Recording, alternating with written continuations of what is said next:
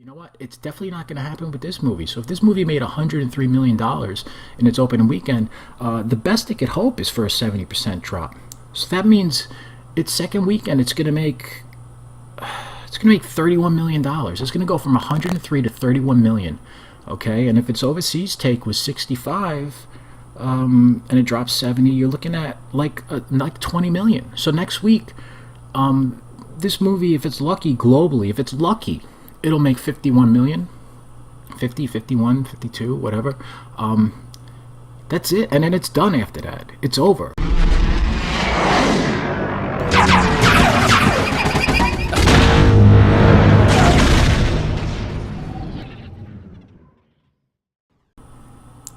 How's it going, everybody? This is Phil. These numbers are coming in, and they are not good as expected. Last week I said that we would probably be looking at a 70% drop if we were lucky. I guess I was proven wrong. So 65% seems to be where the number hit. Congratulations on making me eat crow on that. But 65% is nothing to crow about. That is really bad for a Star Wars film. I put the numbers at around 30, 31 million. Domestically, it came in at 29.3. And then I said about 20% over the overseas. And that number came in at around 30.3.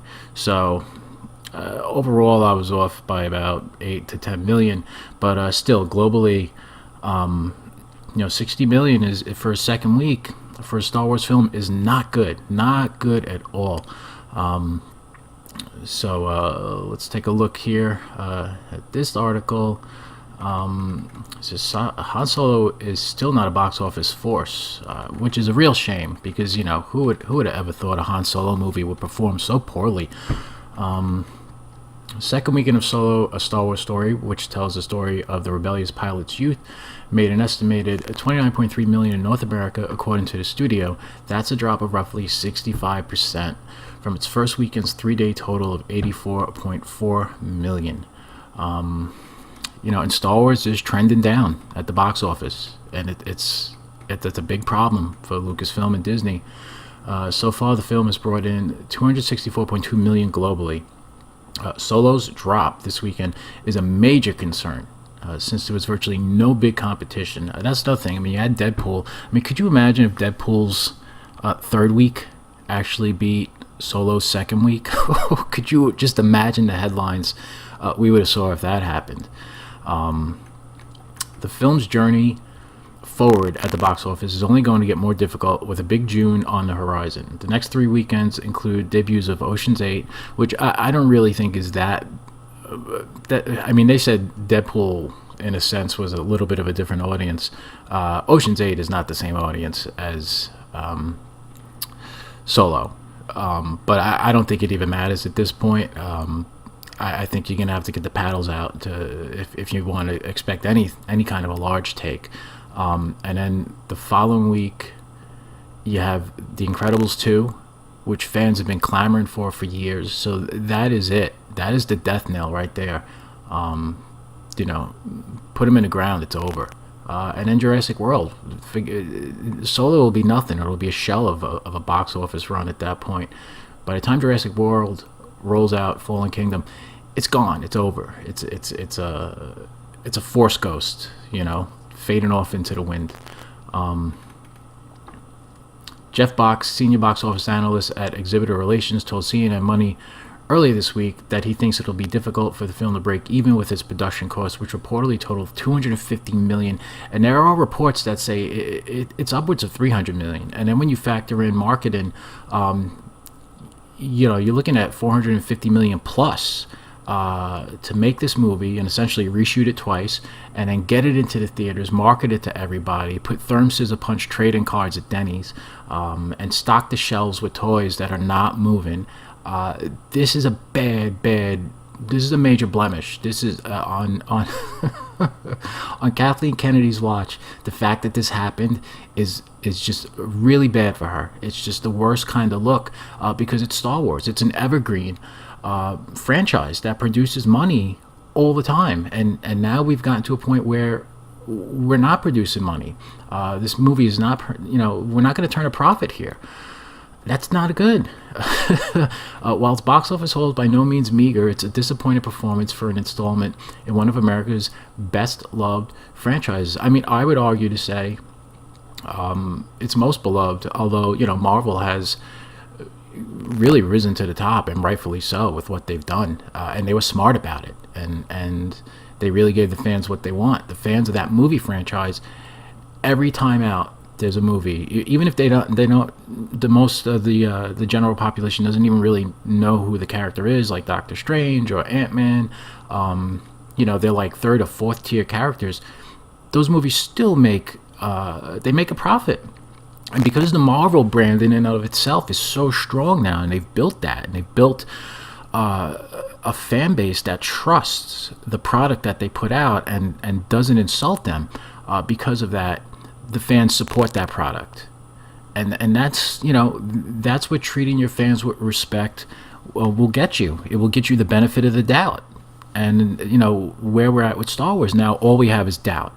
And that's just something that, for a lot of old-time fans like myself, it's unfathomable that we've reached this point. It really is a crazy world that we're living in. Bach expects Solo to earn less than $450 million during its entire run at the... I mean, I just, quick math, I said $450 is what this thing cost. And now they're saying this guy expects it to earn less than $450. So that's a loss. That's a total loss. By comparison, the last two Star Wars releases raked in more than $100 billion each. I'm sorry, $100 billion. Jesus, could you imagine? $1 billion each. Some attribute the film's sluggish performance to Star Wars fatigue, which, come on, this is a culture of people who like to binge watch television. Lucasfilm, which is owned by Disney, released Solo just 5 months after the debut of Star Wars: The Last Jedi. Again, they're just ignoring the fact that the fans didn't turn out because they're looking to make a statement. Bach has another theory. Oh, what's that, Bach? Prequels starring established characters usually lack drama because fans know they aren't in much danger, he points out.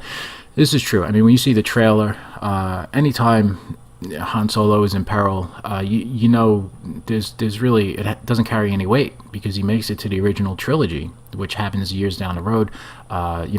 There's that scene in the trailer where they're on the train, and there's a mass of rocks off of a cliff, and Chewie's kind of hanging off the edge, and Han screams out his name, and he's not going to die. And who cares about the rest of the characters anyway? You're going to see Han and Chewie. So why do we care if they're put in any kind of danger? We know they're going to make their way out of it. And who really cares about Woody or Kira or anybody else in that film? To be honest with you, look, this whole thing, the way this has turned out, as far as Disney is concerned, they're saying that their stocks for the year are down 7%. All right, now they've been dealing with a lot of stuff. Okay, they have issues with ESPN. They're going through the acquisition with Fox, and Comcast now is trying to outbid them. They had the whole issue with Roseanne and her show getting canceled. I mean, there's a lot of turmoil swirling around, and some of these things came out of the blue. I mean, Roseanne is she's kind of going to do whatever she wants to do, but I'm sure they didn't foresee this whole issue that arose with her. The one thing that they should be able to bank on, okay, and look, they have Marvel, they have Pixar, and they have Star Wars. And Star Wars is that's money in the bank. That's a hit every time out. And we've gotten to a point where that can't be banked on. All right, and that's happened under Kathleen Kennedy's watch, and that's something that really, Disney is they're going to look into that, and I don't know how far they're going to deep, how dig they are going to deep. Oh my God, I'm having trouble with this expression. I don't know how far, how deep they are willing to dig. But if they really do their due diligence, they're going to come up with a fan community that is really up in arms with the direction that these movies have taken, especially after The Last Jedi, and this is the fallout from it.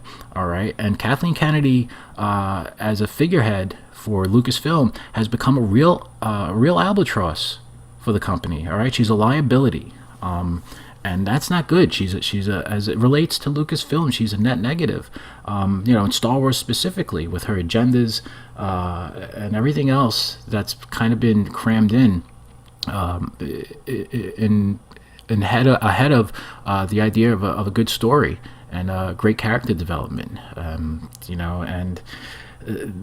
it's really not what the fans wanted and what we thought we were going to get when Disney picked up Lucasfilm. I mean, we hoped for the best, and we kind of arrived at a point where we're not getting it.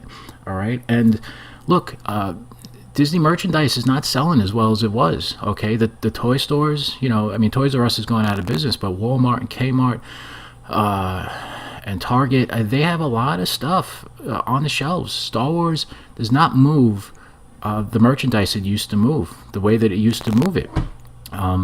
That's a big problem. Okay, and when you have these movies come out, these movies are supposed to make a profit.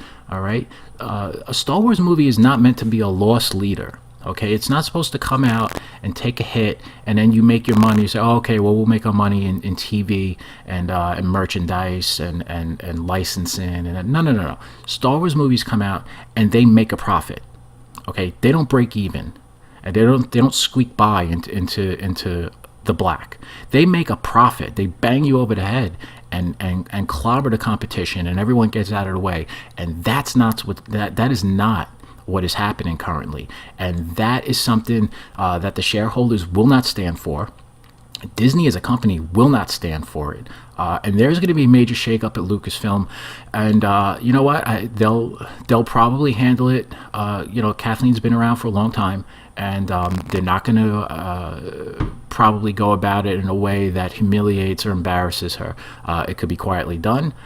They could move her into a different position within the company. They could say that she herself decided that she wanted to leave the company for whatever reason, give her a golden parachute, and wish her a good life. And, she'll land on her feet somewhere else, probably end up getting a job somewhere.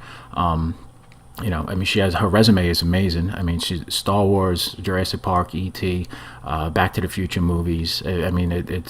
She's got her name on so many top flight, first tier franchises that, somebody will give her a look.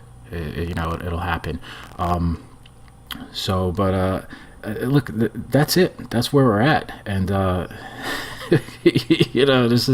it's craziness. This is a crazy turn of events for a franchise that you would think would never have these types of problems. There was turmoil when Lucas was around, and he made decisions with the prequels that kind of rubbed people the wrong way, and fans had very strong opinions on both sides. But there's a lot of issues here that are even fans are just become toxic to each other. For the most part, I've seen a lot of healthy debating, but I've also seen the other end of it, and it's almost not fun anymore. And these types of stories they become more entertaining than the actual stories that we go to the movies to see, and that can't be the case. We got to get back to a good place where everything is happy and healthy, and we'll see what happens. I mean, when Episode 9 comes up, I don't know, even if they let Kathleen go, if that's going to make a difference. I mean, where are they going to go with that story? It's so Episode 8 really just kind of slammed the door shut so hard. It's going to be really difficult. So I don't know. We'll see how it all goes. I mean, I think this is it for Kathleen. She won't make it to Episode 9. I mean, what do you guys think? I don't think she even gets to Episode 9 in charge of Lucasfilm. Those days are long gone. I think the Kathleen Kennedy reign of terror is over. And now, we could only hope that, Dave Filoni moves up the ladder. If he's not put in charge, if he's not given Kathleen Kennedy's seat, then he really, really rises through the ranks really, really quickly, and gets to a real position of power where he can kind of be the voice for the fans within Lucasfilm, because I think a lot of people really love his work.